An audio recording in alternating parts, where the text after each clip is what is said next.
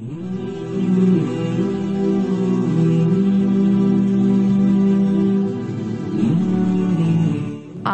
have just a few brief moments with you. And so what I want to do is my best to touch upon what I believe are some prescriptions so that you can be happy and healthy. And I'm going to look at 3 different parts of the human being. The first is the mind and the way in which we think. The second is the heart. And the third is the body and the way in which we act. So I'm going to take these 3 parts and I'm going to talk about how we can be healthy in each of these 3 elements of the human body, of the human self. The first is the mind. A person cannot be healthy and happy unless they manage the way in which they think. One of the most important things to the happiness of a human being is it has to do with what a person focuses on. So there is this concept that I focus on and I repeat many times because it's very, very powerful. And that is that whatever you focus on, it will grow. What you focus on grows. And that's why you find that there are people and there are some types of people, they are problem focused. What does that mean? It means that in any given situation, they will pick out the problem and that will become their focal point. You guys know anyone like that? Now, what happens when you become a problem-focused person is what that leads to is something called anxiety. People who are problem-focused also tend to have very high levels of anxiety. These are people who have trouble sleeping at night, trouble shutting off their mind, trouble shutting off their worry. And the reason for that is that when you focus on problems, problems grow. They start to become bigger and bigger. And so any problem that you sit and think about and talk about and write about and post about, guess what happens to that problem? It starts to become bigger and bigger. And so what happens is when you are a person who focuses on problems, you also start to become surrounded by those problems and they can become very debilitating. They can feel paralyzing. Another type of focus that sometimes people have, you guys have heard this glass half empty, half full analogy, right? What is that talking about? What it's talking about is that if you take a glass of water and you fill it 50% with water, there are going to be some people who will describe that cup as half full. And there are going to be others who describe it as half empty. That's referring to focus. So another way to explain this is that analogy of the boy, right, with the cake. There's one picture, there's this meme I read, very powerful. At the top, there's a picture of a little boy holding one slice of cake. And he is beaming. He's so happy because he's holding a piece of cake. Then below him is another picture of another boy. And he's holding an entire cake with one piece missing. And he's sad. Now, the boy on the top is happy. Why? Because what's he focused on? What he has, which is a slice of cake.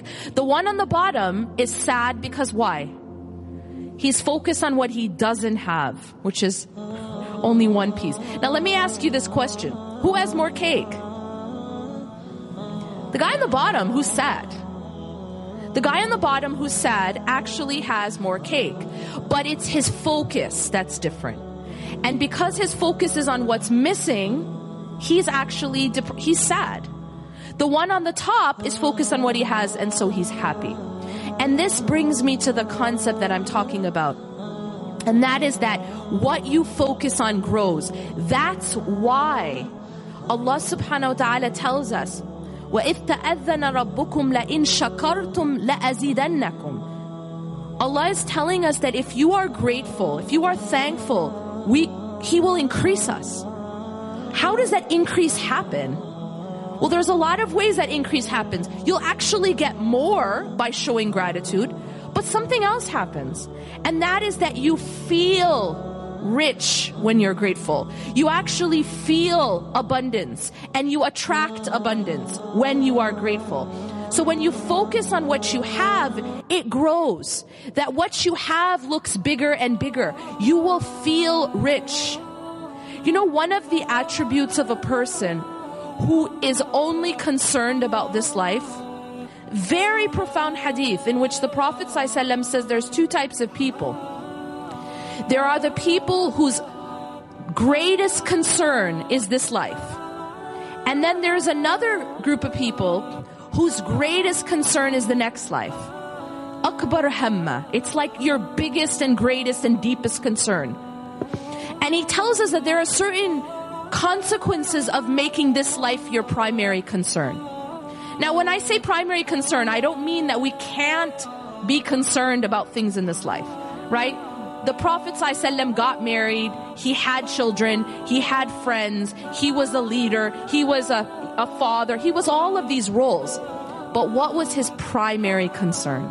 His primary concern was not this life. So a person whose primary concern is this life, something very interesting happens. One of the consequences of making this life your primary concern is that the Prophet says something very interesting. He says, جَعَلَ الْفَقْرُ بَيْنَ عَيْنَيْهِ, that poverty is put between their eyes. Poverty is put between their eyes. What does that mean? Well, I want you guys to imagine if I had something hanging between my eyes just now, and I look forward, what do I see? That thing that's hanging there, right? If I have a stone hanging there, I'm going to see it. If I look to the right, what do I see? I see the stone. If I look to the left, what do I see? I see the stone. If I look up, if I look down, everywhere I look, I just see that thing that's stuck between my eyes. And that's what happens to a people who make this life their primary concern. No matter what they have, they always feel poor. Do you understand? That's deep. No matter how much they have, no matter what happens, no matter what they're given, they always feel like they don't have enough. That is poverty, true poverty, because they could be the richest person in the world and it still doesn't feel like enough. Because true contentment, true richness, the Prophet ﷺ said, is richness of the heart. It's contentment. It isn't what you have in the bank. And so when a person actually makes this life their primary concern, they will always feel like they don't have enough. Poverty is put between their eyes. So this concept of focus is very, very important. Focusing on what you have. Not being a people who focus on negativity, but rather focusing on positivity. Because your thinking changes you. And when you focus on the light, it grows. When you focus on darkness, it also grows. One thing I found is that when you look at social media, you can tell a lot about yourself by looking at your news feed. You know why? Because your news feed is like your fridge. It's what you're going to eat that day. You open up your news feed, it's like opening your fridge. That's what you're going to eat that day. That's what you're going to look at. That's what you're going to read. That's what you're going to be exposed to. And there's no such thing as passive exposure. Everything you look at, everything you read, everything you listen to is like eating it. You're ingesting it. It's going straight to your heart. So a lot of people, when they open their news feed, it's all just really negative. You guys know what I'm talking about? It's like a lot of darkness upon darkness upon dark. Negativity, negativity, negativity, and then a few burgers in between. Right? And then maybe a couple selfies. Now that type of fridge isn't going to make you very healthy mentally, or spiritually, or psychologically, or anything. So you have to be mindful of what you're focused on and what you're taking in. That's how you keep a healthy mind. You have to think, you have to be conscious of your thoughts. One of the mistakes that we make when it comes to mental health, when it comes to being healthy in our thinking, is that we don't guard our thoughts. We don't guard our thoughts. We think that our mind is just, we kind of leave our mind as a place where anything goes. So if we get a negative thought, we let it stay. We invite it for dinner. We give it, we even let it stay for tea. These negative thoughts are given a place to stay. And some of these negative thoughts are actually like really, really, really bad self-talk. Sometimes we're beating ourselves up.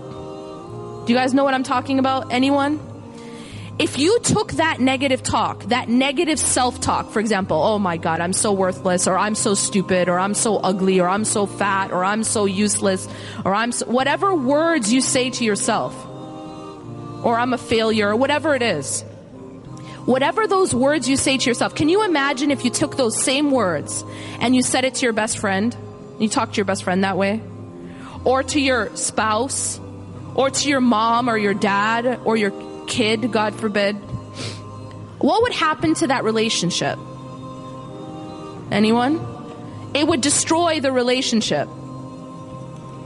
And this is what's happening with our own relationship with ourselves, with our own self-worth and our own self-esteem, because we are allowing these awful thoughts. We are allowing this awful self-talk that we would never speak that way to someone else. But we do it on a daily basis sometimes. We have to guard our thoughts. Your thoughts become who you are. All right? But realize that your thoughts are not always from you. Sometimes a thought is from shaitan. Don't let it stay there. And definitely don't invite it for dinner and then dessert and then tea. Like, you just feed it. You allow it to stay there. When you have a negative thought, don't allow it to stay in your mind. Negative thoughts should be replaced with positive ones. And when you have a fear, one of the best ways to deal with a fearful thought, is to make dua about that which you're afraid of. And then let it go. So that's the mind. Next is the heart. To keep the heart healthy, how many of you guys heard my prescription I gave earlier, the dhikr challenge? So I'm just going to repeat it for those who didn't hear it. The first part of this prescription to keep the heart healthy is the salah. The salah is the oxygen of the heart. The second is the adhkar. I advise everyone to download an app called My Dua. MYDUAA, double A at the end. It's a collection of supplications. And the Sheikh touched upon some of these supplications in his talk. Morning supplications, evening supplications, supplications before you sleep. Every kind of supplication. But at least do your morning, evening, and before you sleep. It's all in the app. And you can star certain ones because maybe you can't do all of them. That's okay. But just star a collection that you can be consistent about. Third part to the health of the heart is the Quran. Stay connected to the Quran and to the seerah and the sunnah of the Prophet ﷺ. Now the body. And I'm going to end with that. What you do has a very profound effect on your happiness and your mind and your heart. They did some research recently, like in psychology, there's a lot of research about happiness. There's a lot of research about increasing your well-being and living a meaningful life. They call it flourishing. What they found in this research is that there's a portion of happiness which is inherited. Probably, I think, around 40%. So that's your parents you have to thank for that. But then there's another portion of happiness. About 10% is having safety and basic needs met. But that leaves you about half that you can have control over. And so what they did is they researched all these ways that people can increase their own happiness. And here is the summary. You guys ready for this? It's very interesting. They find that this culture that we have of indulge yourself, right? Live it up. It doesn't make people happier. And they've done studies on this. For example, spending money on yourself, it doesn't make you happier. Indulging yourself, it doesn't make you happier. They did a study where they had 4 groups of people. One group, they told them, you know what, indulge yourself. The second group, they told them, go and do service for another person. The third group, go and do service for your community. And the fourth group was just a control group. They just kept track of what they did. And in this study, they found that only the 2 groups that did service had any increase in their happiness. Now that's a powerful finding. What is it telling you? You know, they tell you money doesn't buy happiness, right? This is a test. It's actually not true.